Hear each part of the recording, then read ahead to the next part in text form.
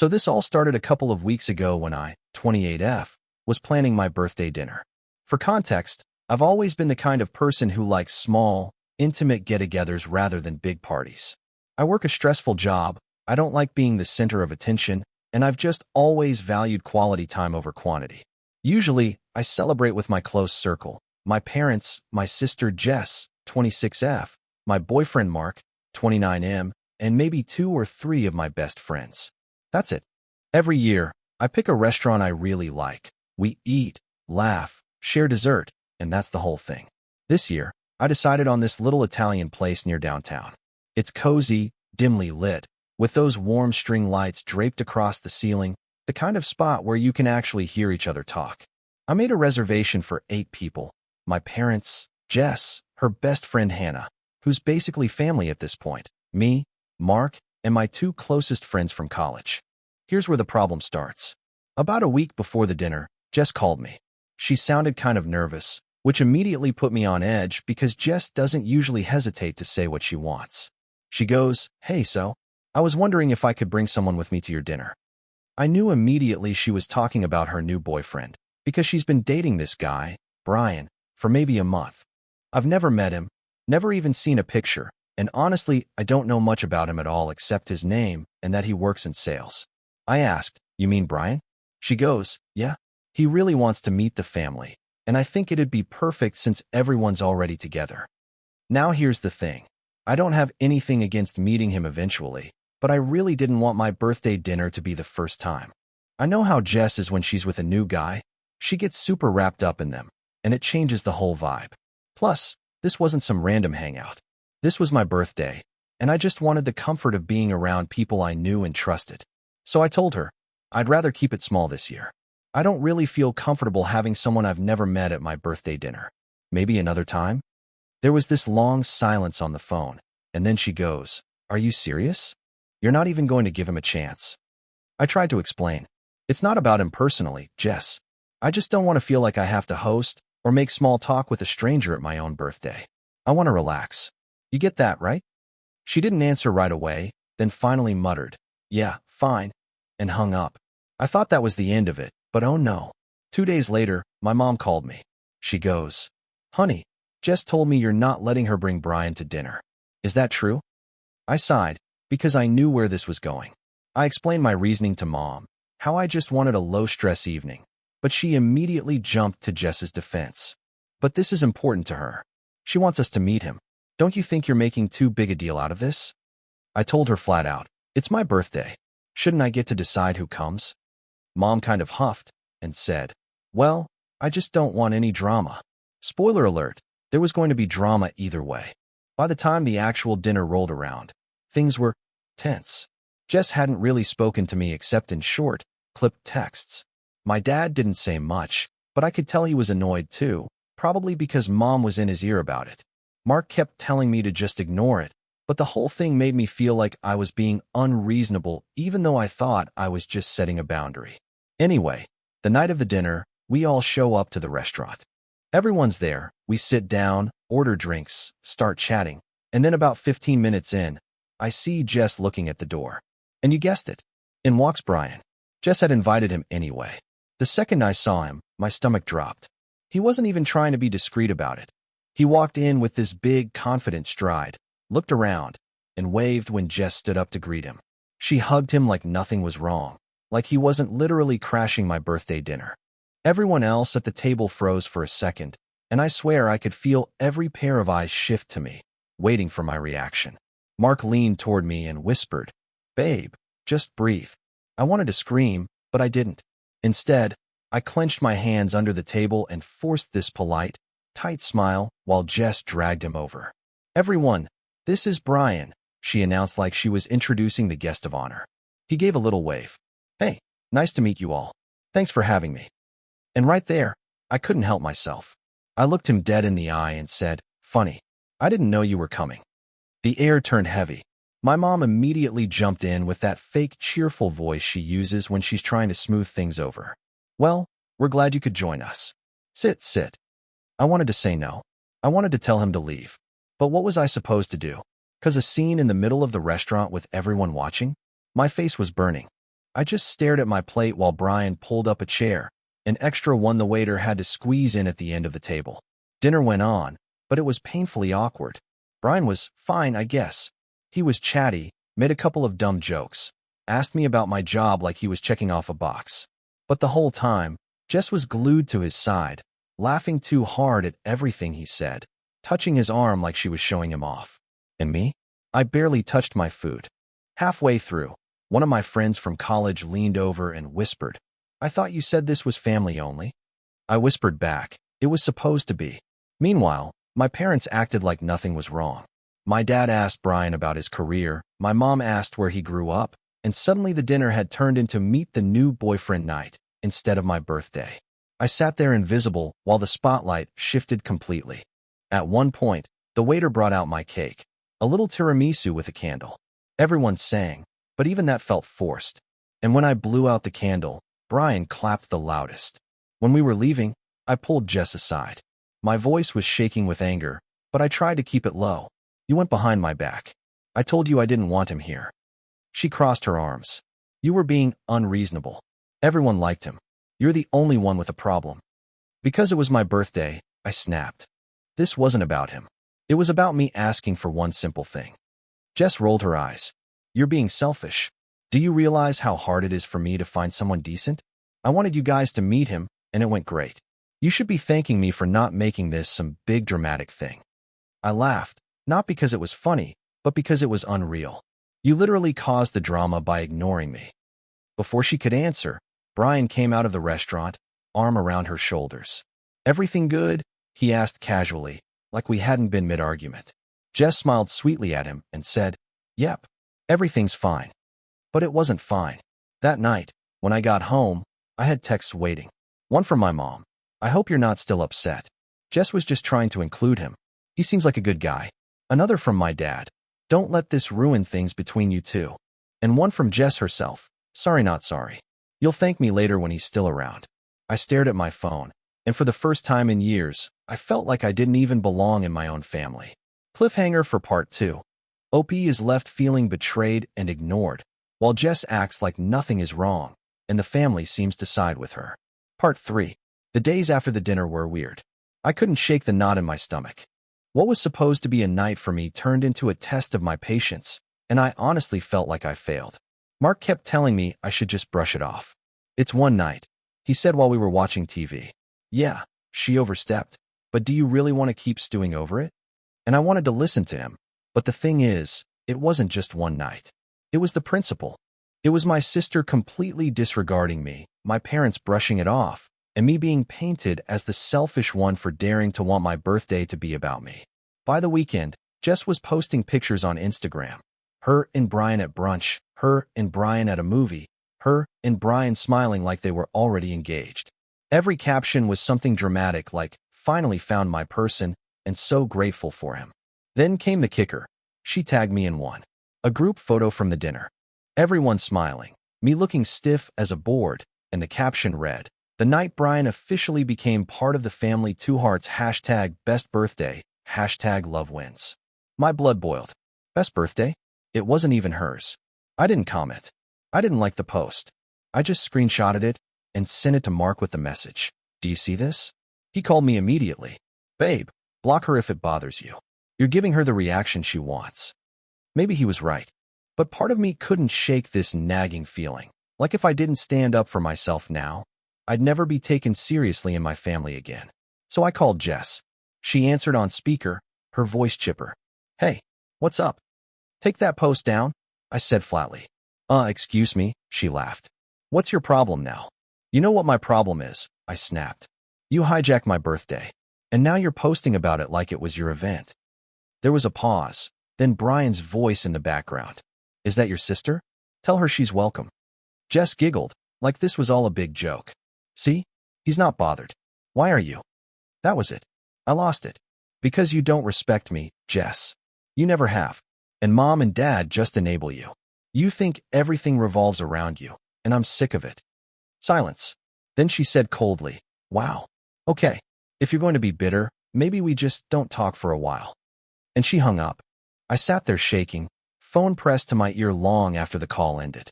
2 hours later, Mom texted me again. Jess told me you yelled at her.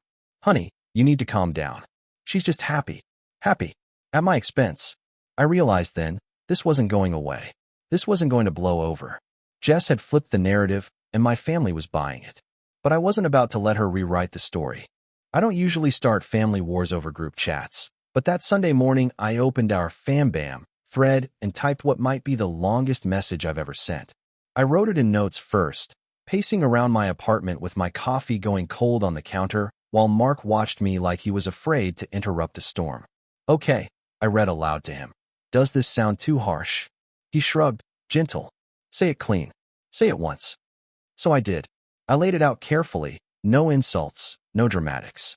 I wrote that I love my family, that I was grateful for everyone showing up, but that I had asked for a small, familiar dinner because birthdays make me weirdly anxious and I wanted to relax. I wrote that Jess had asked to bring Brian. I had said no, and she brought him anyway. I wrote that it made me feel disrespected and that the dinner turned into a meet-the-boyfriend event that I never agreed to. I wrote that I'm open to meeting him another time, when I'm prepared and it's not about me. And then I ended it with, please respect my boundaries the way I respect yours. I stared at it for a full minute before I hit send.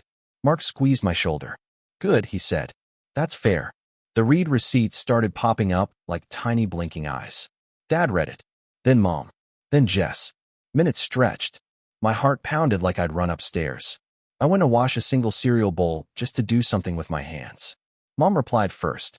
Honey, we do respect you. I think there was a misunderstanding. Jess just wanted to include her boyfriend. Maybe next time we can communicate better. I heard Mark exhale through his nose. Communicate better, he repeated under his breath, not quite a laugh. Dad chimed in with a thumbs-up emoji and, let's not let this get bigger than it is. Love you. Then Jess, wow. You're making this into a whole thing because I wanted to introduce someone important to me. I asked you nicely. You said no because you wanted attention. I brought him because the family should have met him. Everyone got along. That's the reality. I typed, deleted, typed again. Mark shook his head. Don't debate. You already said your piece. But it burned in my chest like a spark inside cotton. Reality? Whose? Instead of arguing, I messaged Jess privately. You lied to me. You knew I didn't want him there and brought him anyway. That's not reality. That's ignoring me. The dots bubbled. Stopped. Bubbled again. You're controlling, she finally sent. You don't like when stuff isn't about you. You've always been like that. I set my phone down. My hands were shaking. Mark took it gently and slid it across the table. Let's go for a walk, he said. Air helps. We walked around the block, past the bakery with the glass case of perfect little pastries, past the bookstore with the handwritten staff picks, down to the small square where kids climb on that crooked metal sculpture that everyone pretends to understand. I didn't look at my phone. I tried to name trees. I tried to notice the uneven stones under my shoes. When we came back and I finally picked up the phone again, there was a new message, not from Jess. From Hannah. Hannah doesn't message me directly very often. Even though she's been in our orbit since high school, we've always had this well-mannered, surface-level friendliness.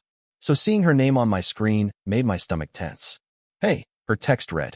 Can I call you? I feel weird text dumping. I sat on the couch, put her on speaker, and Mark perched on the armrest like a quiet lighthouse. Sorry to bother you. Hannah started, voice low. I've been thinking about the dinner and I should have said something that night. Okay, I said slowly. What's up? It wasn't right that Jess brought Brian after you said no, she said, rushing it like pulling off a bandage. I told her that on the way there. She said you'd get over it and that your mom and dad would smooth it out. I thought she was kidding. She wasn't. My mouth went dry. She said I'd get over it. Yeah. And, there's something else. Hannah hesitated. Do you remember when Brian got up to take that call? He was gone for like 10 minutes? I did. I remembered him taking his phone with a little huff and saying, 1SEC, this client never stops. Like he was too important for our table.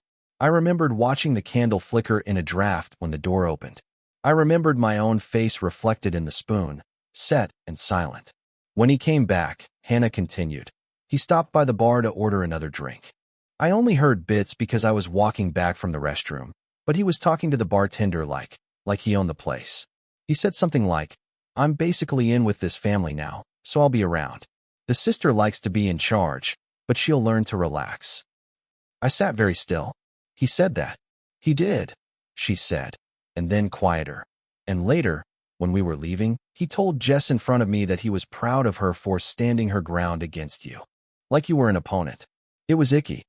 Mark let out a slow breath. I pressed the heel of my hand to my forehead. I should have told you sooner, Hannah said. I'm sorry. Jess is my friend, and I didn't want to stir anything. But seeing the comments on her Instagram post, and seeing you getting blamed, it felt wrong. I thought you should know that it wasn't a misunderstanding. It was deliberate. I swallowed hard. Thank you. I appreciate you telling me. One more thing, she said, lighter but still careful.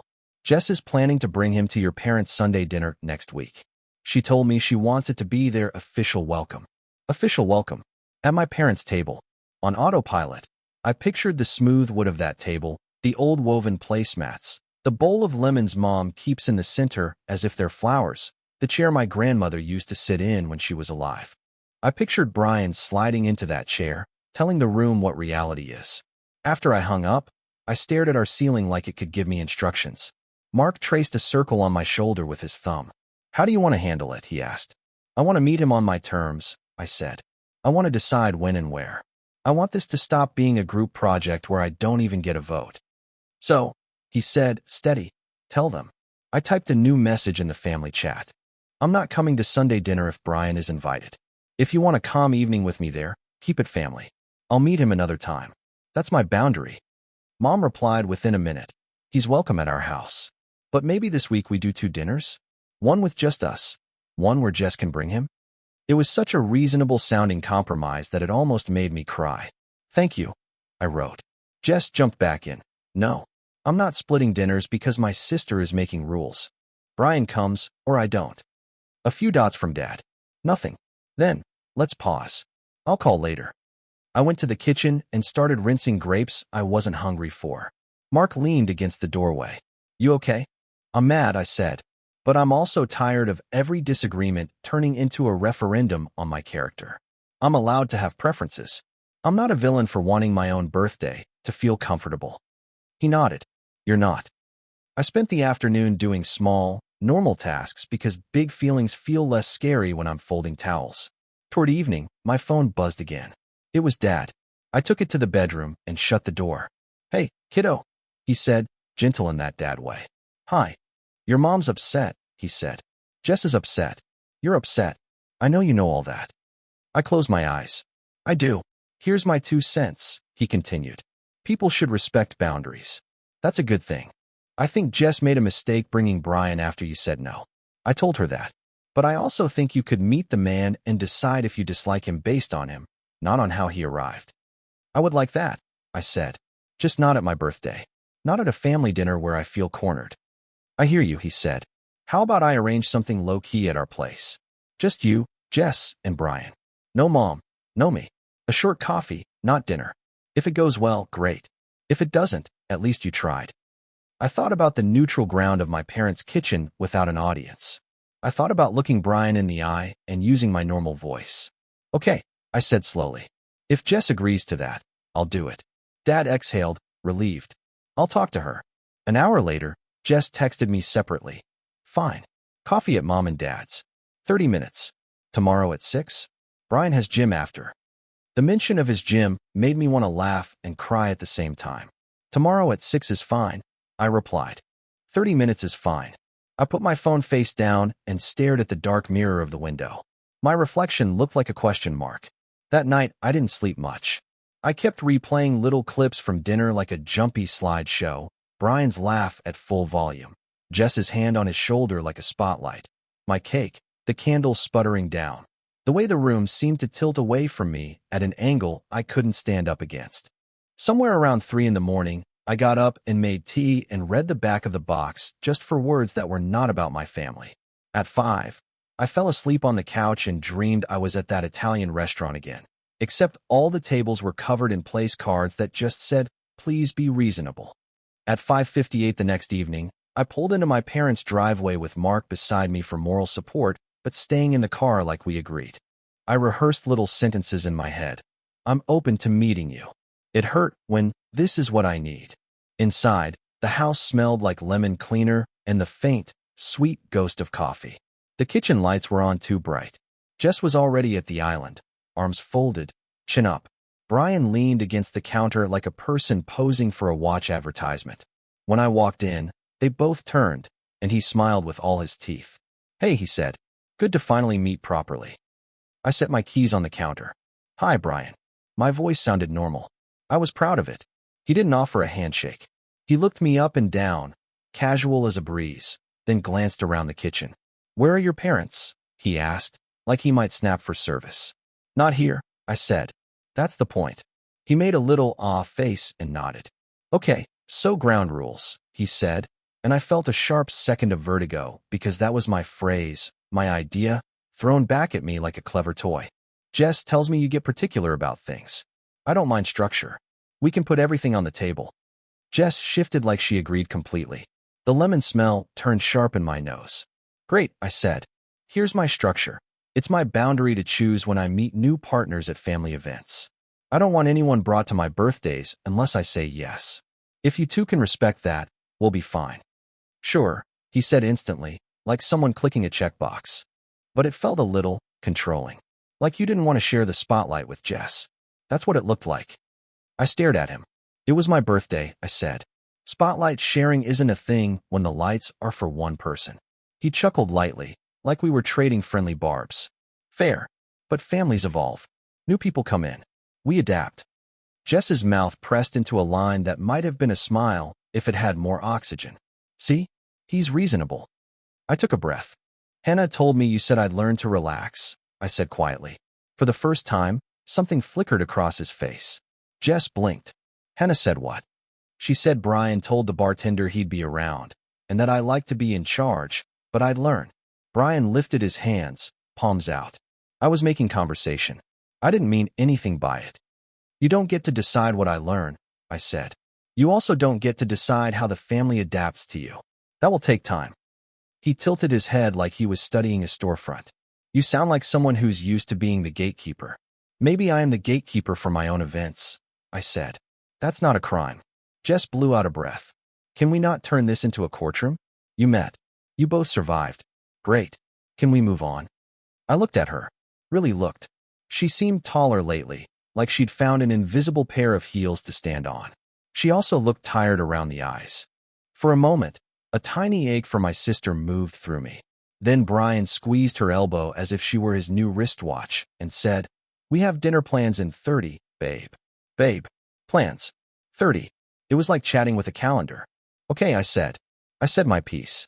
"I'm not your obstacle, Brian. I'm just not your pedestal either. Respect what I ask of you at my events, and we won't have a problem." He smiled again, that full, bright smile that shows all the training. Noted.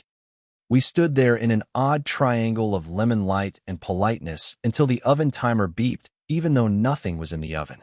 Jess jumped and hit the button like she could silence the whole evening. "Great," she said with relief. "That was productive." Brian checked his watch. "We should go." He moved past me to the hallway table where my parents keep a small dish of keys, and he picked up the little carved stone from a vacation years ago, turned it in his fingers like he was assessing weight and resale value, then set it down. "Nice place," he said, to no one in particular. At the door, he paused. "Oh, by the way," he added lightly, "I asked your mom about the annual Labor Day barbecue. She said it's always open invitation. See you there?" My heart clenched.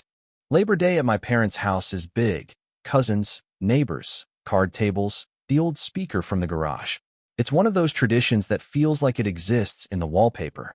I pictured him among it, shaking hands like a candidate. "I'm not attending if you're there," I said before I could stop myself. Jess's face tightened. "You can't be serious."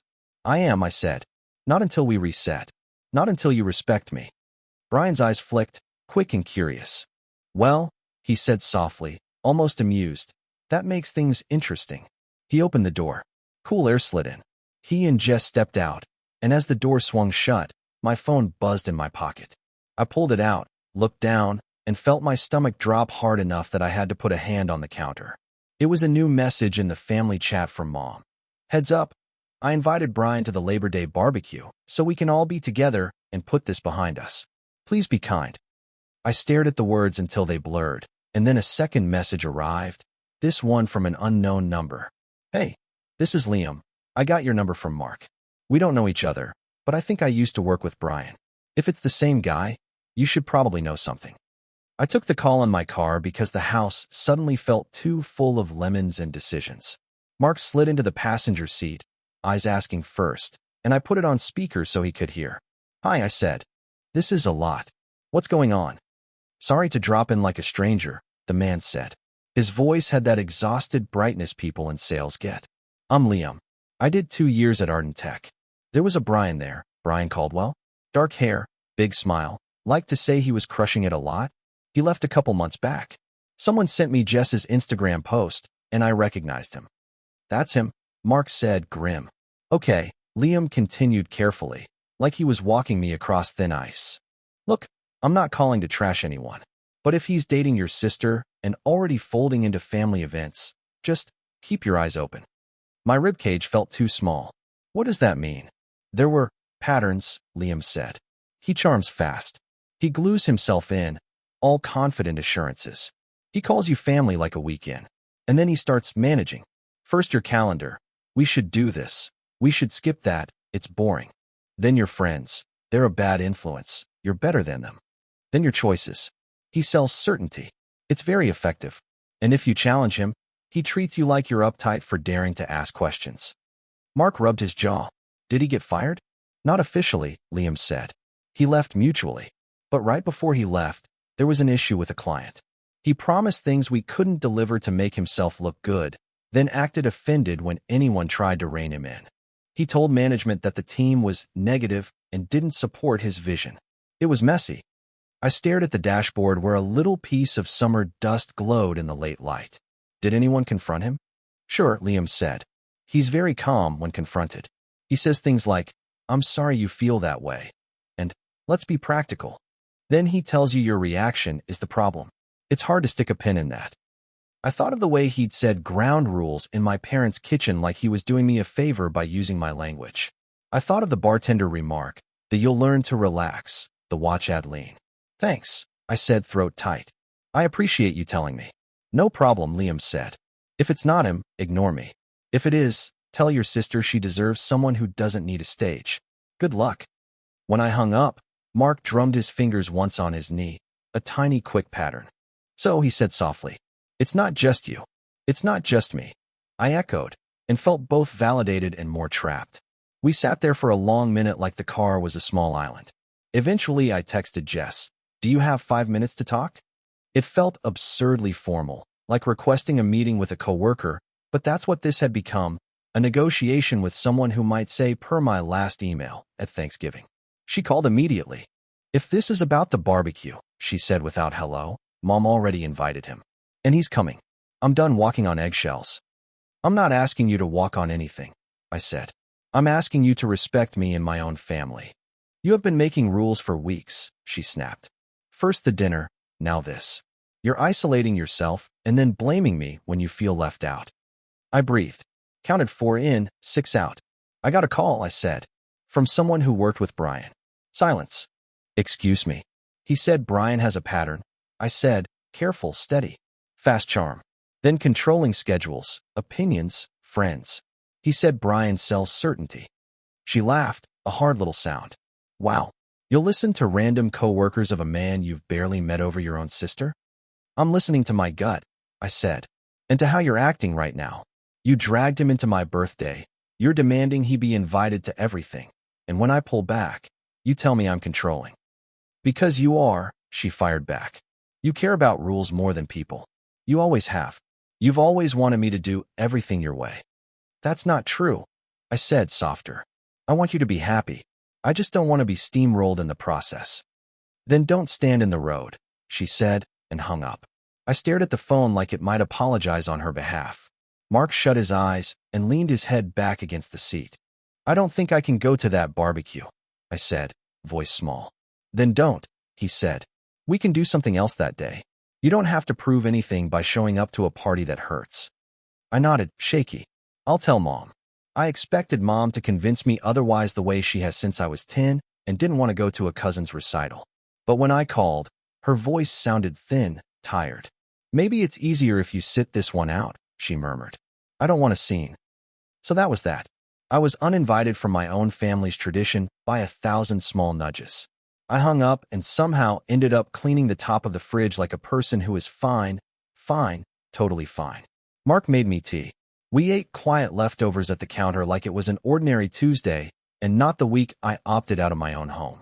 2 days later, I went to the grocery store early to avoid people. I drifted down aisles with a list I didn't need. Apples, yes. Lettuce, sure. Cheddar because it lasts. Near the bakery, I saw Hannah. She waved, uncertain. I waved back, and she came over holding a box of cookies like a peace offering. Can we talk? She asked. We stood between the refrigerated juice and the little display of seasonal napkins while morning shoppers pushed past us with carts. I told Jess about the bartender thing, she said, eyes darting. She said I was stirring the pot and trying to break them up. I'm sorry, I said. You didn't deserve that. She told me that if I'm going to be in her life, I need to support her choices, Hannah went on. Which, fine, but support doesn't mean silence. We both looked at the orange juice labels for a beat like they might host a better conversation. Then she lowered her voice further. He asked me for your number the night of the dinner. I didn't give it to him. He said something like, I should reach out and smooth this out. She's emotional, right? It was patronizing. My chest went hot. He said I'm emotional. Not the worst thing to be, she said lightly, then sobered. Look, I'm not trying to recruit you into a team. I just want you to know you're not crazy. Thank you, I said, for not giving him my number. She half smiled. I'm not that easy to manage. When I got home, I sat at the kitchen table and wrote a message I'd been avoiding. I wrote it in a document because I knew if I tried to type it into the thread, my thumbs would betray me. Mom, Dad, Jess, I won't be at Labor Day. I love you all, but I need to feel safe and respected at family events, and right now I don't. I will meet Brian in small settings when I'm ready. If he becomes long-term, I'll find my way to the big table. Until then, please don't use group events to force me to adjust. That doesn't make me feel included. It makes me feel cornered. I sent it. Then I closed my laptop and went to water the plants. Mark's basil looked heroic. My snake plant looked like it had seen things. The replies came fast. Dad, love you. We'll miss you. Door is always open. Mom, I wish it were different. Maybe after the holiday we can plan a family night. Just us. Jess, nothing. The absence of her answer felt louder than any sentence. On Labor Day morning, the city smelled like grills before the grills even turned on. I heard distant music, that warm, messy blend of playlists. Mark and I drove out to a lake we always talk about visiting and never do. We set up a blanket and ate sandwiches we didn't really want. I try not to check my phone. I failed. Around 2, my cousin Lily texted, Where are you? Did you see this? She sent a photo from my parents' backyard. There was Brian, arm around Jess, flipping a burger at my dad's grill like he'd been born there. My dad, my paper hat, spatula king dad, stood beside him looking small. My mom smiled with her polite, hostess smile. People looked happy in the way people look when they've decided a new arrangement is permanent. I stared at the photo until my eyes stung. I turned the screen to Mark. He squeezed my knee. Neither of us spoke. At 4, Hannah texted me. You were right to skip. He just gave a little toast about new traditions and how lucky he is to be embraced by such an open family. She added a grimacing emoji, and then, Do you want me to call you later? I looked at the water instead. It did that forgiving shimmer thing lakes do, reflecting sky and not what's underneath. Maybe tomorrow, I typed back. We packed up around dusk. On the drive home, the sunset did a dramatic movie sky. I didn't feel moved. I felt like someone had swapped out the rug under my feet for a fun new one I never asked for. When we pulled into our street, my phone buzzed again. It was Dad, and the message was short. Can you stop by tonight? Without Mark? I need to show you something. My heart climbed up and then back down the wrong staircase. Yes, I typed. I drove over alone. The house was quiet in that after-party way. Stray paper plates, a bowl of something under foil, the faint scent of lighter fluid and lemon. Dad was at the kitchen table with a manila envelope. He looked tired. He looked older. What's going on? I asked soft. He patted the chair beside him. I sat. He slid the envelope toward me like it contained a map. I know you don't want to be in the middle, he said, but I think you will be anyway. This came today. Your mother doesn't know yet. I opened the envelope with careful fingers. Inside were 2 printed screenshots and a folded copy of something official-looking. The first screenshot was from a neighborhood Facebook group. The second was from a LinkedIn post. Both had Brian's name at the top. In the Facebook one, he was asking for recommendations for local networking opportunities and mentioned leveraging new family connections with a well-established local business owner. In the LinkedIn one, he'd written a long paragraph about joining a legacy family network that shares my growth mindset. My stomach nodded. Legacy family network, I read aloud, flat. Dad nodded at the third paper. And that, he said, is an invoice. He had his consulting portfolio delivered here, addressed to the Caldwell family at the our last name residence. I stared at the page. It was an estimate from a print shop for a run of glossy presentation folders. The billing address was my parents' home. The contact number was Brian's. The client name field said, in neat digital font, Caldwell family / our last name, family joint venture. A faint buzzing started at the base of my skull. A joint venture, I whispered. Dad rubbed his forehead. I don't know what he's doing, kiddo, but I think he plans to do it in our house. Before I could form words, the front door opened, and voices floated in from the hall. Mom's soft and exhausted, Jess's firm and bright, and Brian's unmistakable calm. They were home early, and they were heading straight for the kitchen. The sound of the door closing felt like a countdown timer. My dad and I exchanged a look, his eyebrows lifted, mine wide like, what now? He slid the envelope shut with one slow hand. But there was no time to hide it. Jess's voice carried first. That was such a good turnout. Everyone loves you, Brian. Then Brian's, told you. Families adapt when you give them structure. I froze. Structure. That same word he'd used in the kitchen with me, but now stretched into something smug. Mom walked in first, setting down her purse, smiling tiredly when she saw me. Oh, you're here. Jess followed right behind, her eyes narrowing like she'd been caught off guard. And then Brian, relaxed, jacket off, the faintest smell of smoke and cologne lingering from the barbecue. He clocked the manila envelope immediately. His eyes lingered just a second too long. Then he smiled. What's this? Dad's voice came out steady. Nothing for you. Brian chuckled lightly, as if amused by the deflection. He leaned against the counter again, casual as ever, and looked straight at me. Enjoy your day at the lake. I didn't answer. My throat felt tight. Jess walked over and put her arm through his like she was tethering him. So what are you guys whispering about? Dad finally spoke, voice lower now. Jess, maybe you and your mom go upstairs for a minute. I need to talk to Brian. Her face went rigid. Dad, no. If you're going to gang up on him, I'm staying. Jess, Dad said, firmer. Upstairs. Mom hesitated, then put a hand on Jess's shoulder. Come on, sweetheart. Let's just. But Jess pulled away. No. If you have something to say it in front of both of us. The room crackled with silence. My hands felt clammy. I could hear the hum of the fridge like it was suddenly louder. So Dad opened the envelope and slid the invoice across the table toward Brian. You want to explain this? Brian glanced down.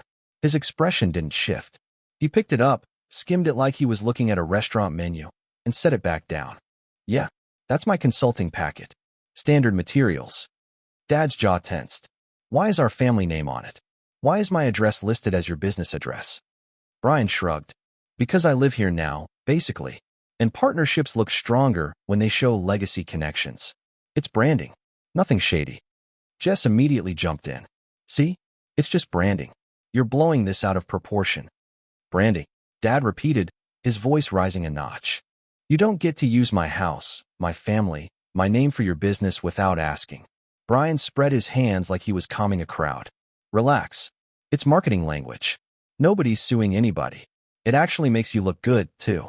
Family legacy, strong roots, community ties. Isn't that what you want people to see? My stomach twisted. He was so smooth. Too smooth. Jess turned to me, her eyes sharp. Did you dig this up? I opened my mouth, but Dad cut in. I found it in today's mail. Don't put this on your sister. Brian gave me this small, knowing smile, like we were in on some private joke. She was going to though, right? I pushed my chair back an inch. You're twisting this. You're making it sound harmless when it's not. Brian leaned forward slightly, voice softer now. I'm making it sound practical. Because it is. Jess tightened her grip on his arm. We're leaving. she said flatly. Dad's hand hit the table. Not until you explain why you're using our name for a business. Brian's tone didn't change. Because I'm building something for your daughter. For Jess. If that's a problem, then maybe the problem is how you see her. Jess gasped, the sound of validation. Exactly, she said, glaring at us. Then Brian added, but if you want me gone, I'll go. I'm not going to fight for space in a family that doesn't want me. Your choice. He stepped back, tugging Jess gently toward the door. And she followed. Just like that. The door shut behind them, and the silence they left behind felt heavier than their voices ever had. Mom turned to me, her eyes wet. What if he takes her with him for good? She whispered. Dad rubbed his forehead hard. Then we've got a bigger problem than a birthday dinner. And I just sat there, staring at the envelope, wondering how on earth my quiet little family dinners had turned into this. I barely slept that night. Every time I closed my eyes, I saw Jess's expression, that mix of loyalty and defiance. Her arm looped through Brian's like she was welded to him. By morning, my phone was blowing up again. Texts from Mom, Dad, even my aunt, who apparently heard some version of last night's drama. But the one that made my stomach flip was from Jess herself. Thanks for trying to embarrass me in front of my boyfriend. Just so you know, it didn't work. He sees exactly who you are now. I didn't reply. I couldn't. At work that day, I kept drifting. My emails came out too short. I stared at my lunch without tasting it. Even Mark noticed when he picked me up later, asking gently, you want to talk, or you want to sit in silence? Silence, I muttered, and he just nodded, hand resting lightly on my knee the whole drive. That evening, Dad called again. His voice sounded heavier than before.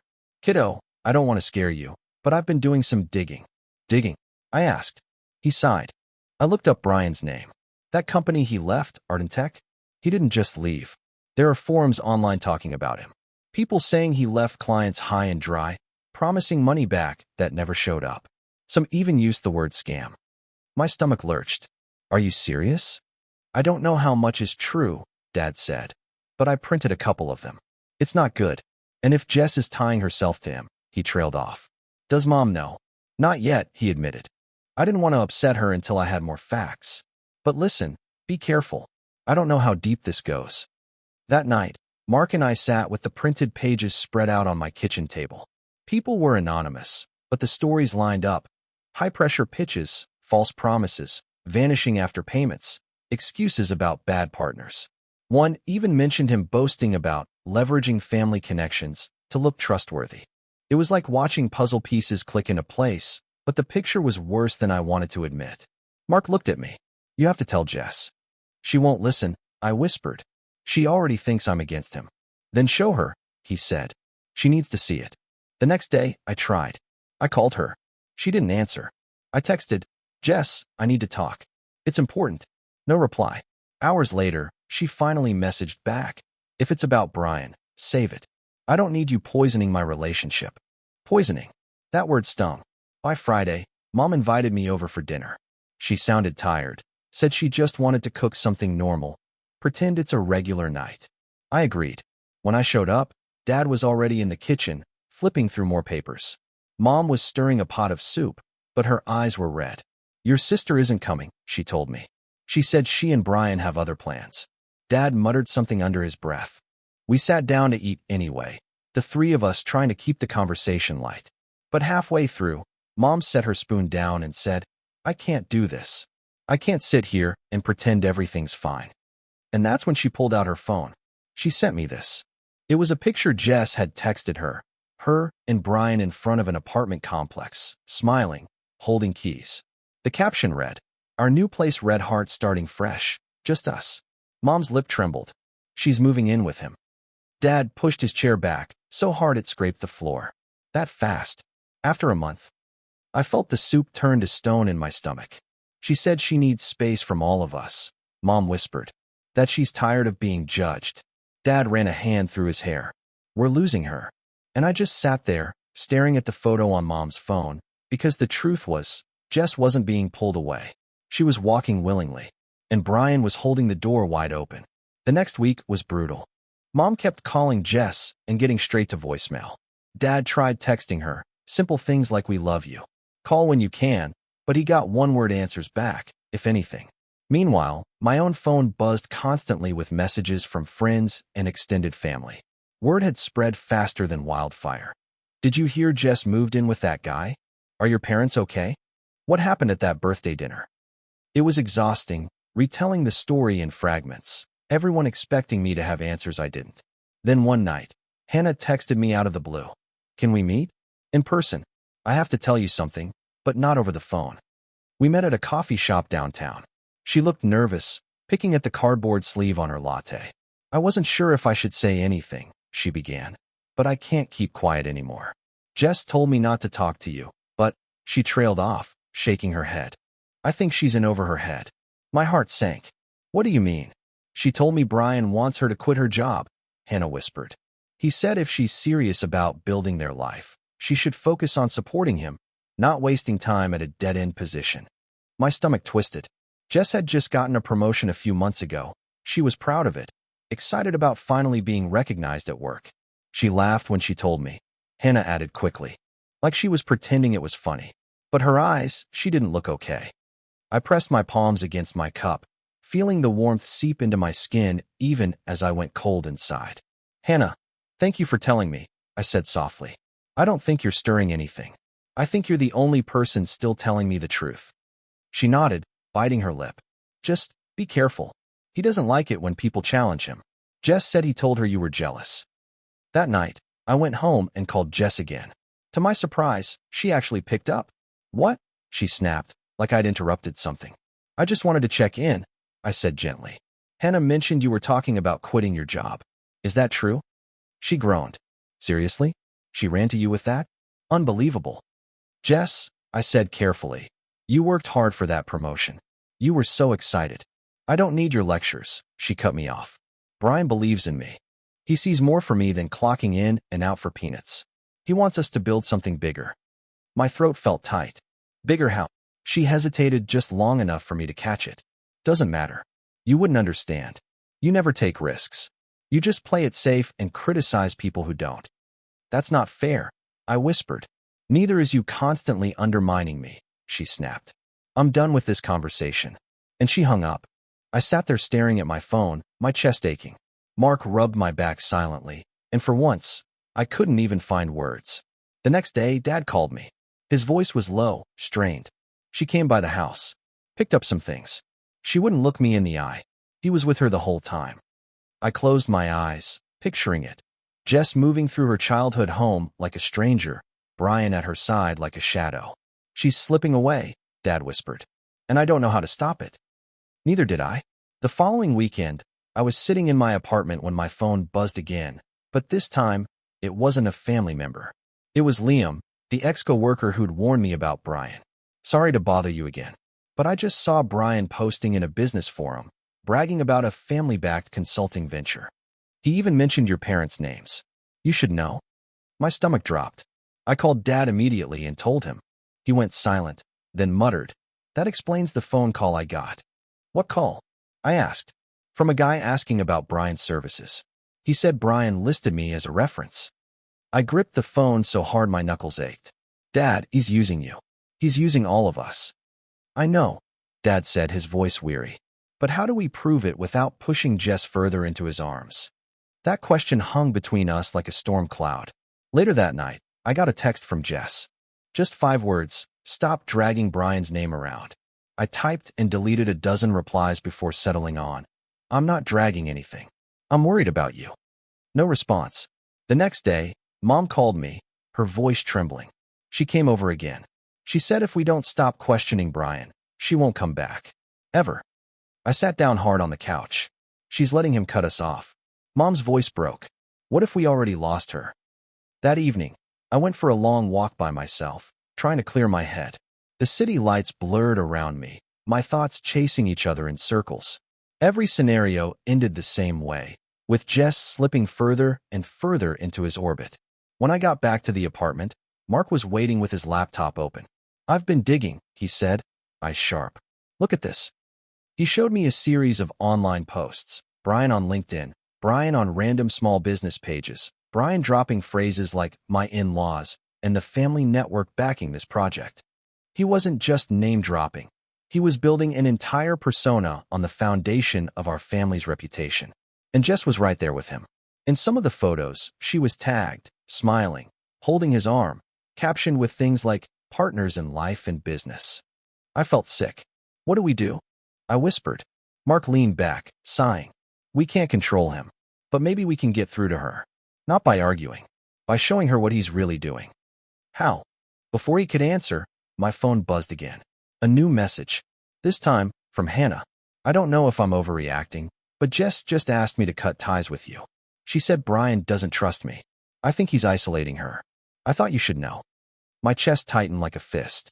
He wasn't just cutting Jess off from us. He was cutting her off from everyone. I knew Hannah's message wasn't exaggeration. It was the final piece in a puzzle I'd been refusing to see. Brian wasn't just pushing himself into our family. He was pushing everyone else out until only he and Jess remained. That night, I couldn't sit still. I paced the apartment while Mark sat on the couch, watching me like a storm front. Finally, he said, if you keep waiting for her to wake up on her own, she might not. You need to decide if you're going to step in or step back. I don't want to lose her, I whispered. Then show her what's real, he said. So I made a choice. I gathered every screenshot, every forum post, every invoice and LinkedIn brag into a neat folder. I didn't add commentary. I didn't write long explanations. Just evidence. Cold, clear. Then I typed one short message to Jess. If you want the truth, meet me tomorrow at 3 p.m. at the diner by Mom and Dad's. Just you and me. No Brian. If you don't come, I won't ask again. I half expected silence. But the next day, 15 minutes before 3, she walked in. Alone. She looked different. Not dramatically, but tired, with that tightness around her mouth I'd seen once before, back when she dated a guy in college who tried to control her clothes, and she swore she was fine. She slid into the booth across from me. You've got 30 minutes, she said flatly. I pushed the folder across the table. Just read. At first, she barely glanced. Then her eyes started darting faster. Her jaw clenched. By the time she reached the invoice with my parents' name, her hands were trembling. This doesn't mean anything, she muttered. You don't know the full story. Then tell me the story, I said gently. Her lip quivered. He said it was just for appearances. That it was normal. Jess, I whispered. Normal is asking before you use someone's name. Normal is not telling your girlfriend to quit her job. Normal is not cutting her off from her family and friends. Look at the pattern. It's not just me saying it. It's people who worked with him. People who knew him. She shook her head hard, like she could fling the words off. He believes in me. He said no one else ever has. My throat tightened. I believe in you. Mom and Dad believe in you. Hannah believes in you. We've always believed in you. But believing in you doesn't mean letting someone else own you. For the first time in weeks, her eyes filled with tears. She blinked fast, and for a moment, I saw my little sister again, the one who used to sneak into my room at night after bad dreams. I don't know what to do, she whispered. Then start with this, I said softly. Don't move further in with him until you've had space to think. Don't quit your job. Don't let him isolate you. Just give yourself time. That's all I'm asking. She didn't answer. She closed the folder slowly, like the papers were heavy. Then she stood up. I need to think, she said, and walked out before I could say another word. That night was agony. I replayed every expression on her face, every flicker of doubt. I didn't know if I'd gotten through or pushed her further away. Then, the next morning, my phone buzzed. It was a text from Jess. I'm staying with Hannah for a while. Please don't tell Brian. I just need space to figure things out. Relief hit me so hard I actually cried. Mark hugged me tight while I tried to get the words out. Over the next few days, Jess stayed quiet, laying low. Brian called my parents demanding to know where she was, spinning stories about how she'd misunderstood, how he was worried for her safety. But for once, Mom and Dad didn't cave. Dad told him firmly, she's an adult. She'll call you if she wants to. And then hung up. It wasn't a victory, not yet. Jess still had choices to make, and Brian wasn't going to vanish overnight. But for the first time in weeks, I felt hope. And as I sat on my couch that night, watching the city lights blur through the window, I thought about how all of this had started, a simple birthday dinner. Me asking for one small boundary, and being told I was selfish for it. Now here we were, our family cracked open, my sister on the edge of something dangerous. And I couldn't help but wonder if that one small boundary was the only thing that finally made her stop and think.